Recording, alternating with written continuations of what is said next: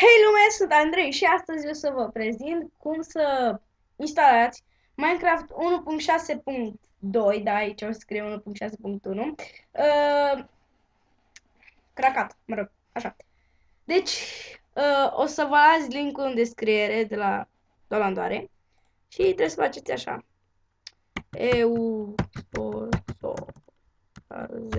066, dau la nou, salvează, un minut, eu l-am dat.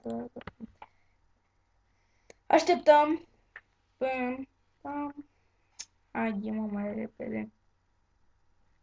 Ca să știți ce făceam acum, mă jucam Holder cu Roni, i-am arătat și lui serverul și ne jucăm cam de 2 ore.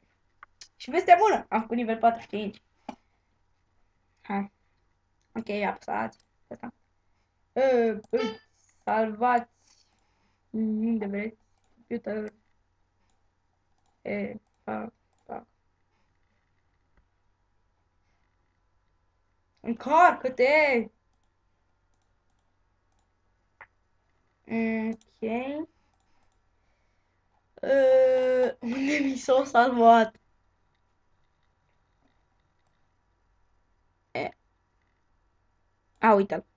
Deci, apăsați, așa, dați next, îl dau la un dat, adică îl lăsați așa, mă rog.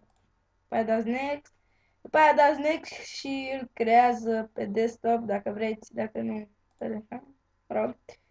Și după aia dați next și se instalează, dar eu nu să fac asta, fiindcă deja l-am instalat.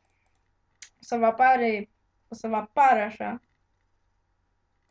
Închide-te. Așa. Și dacă vreți, dacă aveți compremiu, dați așa o să vă arate. Și dacă aveți compremiu, dați premium mode. Băgați parola. Dați login. Așa, așteptați. Minecraft 1.6.2 și așa se instalează. Vă puneți milioane, miliarde de servere câte vreți. E ca Minecraft-ul normal. Doar că sunt căluți, chestii, mai multe. Mă rog. Și cam aici s-a terminat și episodul, de fapt, da, episodul de azi. Sper că v-a plăcut. Salutare!